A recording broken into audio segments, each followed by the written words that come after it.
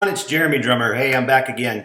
Hey, good news. Another backstory for you, continued from the last one from last week.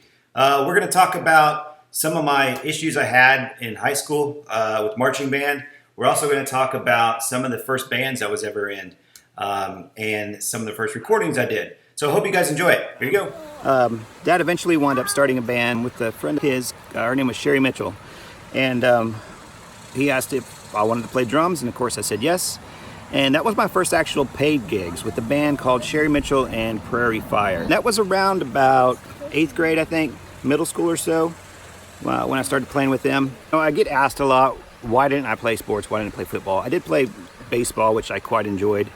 But what happened was, since I started playing around middle school time, started playing gigs around middle school time, well, a lot of gigs are on Fridays.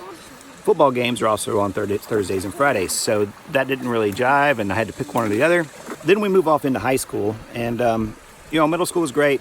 Elementary was cool. I did pretty well, other than getting held back. Middle school. Moved into high school, and that's when, things started changing. That's when I got my driver's license. I was in the marching band, throughout most of high school, and I actually rather enjoyed the marching band. I kind of went through all of them. I played the snare drum, the quads, and the bass drums. I never played the pit.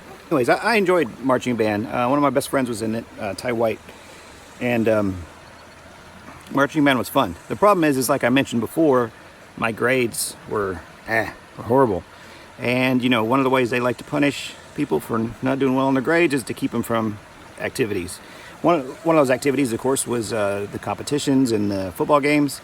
So although I got to play the drums, I didn't really get to go play the drums out very much. I played a few competitions, played a few football games. My grades were at least past a C, 70. For the most part, I didn't get to play that much, which actually led me to resent playing in marching band, honestly, now looking back. It's the whole effed up education system, but it doesn't work well for everybody. So at that time, I was playing with Dad full time. We had some pretty cool gigs. One that I rather enjoyed was we went on tour, so to speak, with a rodeo company called Bad Company Rodeo, and essentially we kind of followed them around and we played shows after the rodeos. I enjoyed that. We actually wrote a little jingle for them. That was fun.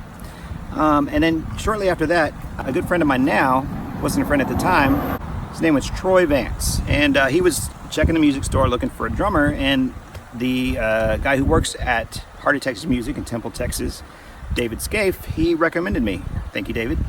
And so I got the gig, and I was playing with a band called Wild Heart, and we were a top 40 band, and that was just a fun band. That was my first experience with in-ear monitors, which I fell in love with. We played some cool variety music, top 40 country, as well as some other cool stuff, and it was well run too. And my heart goes out to Troy because he really,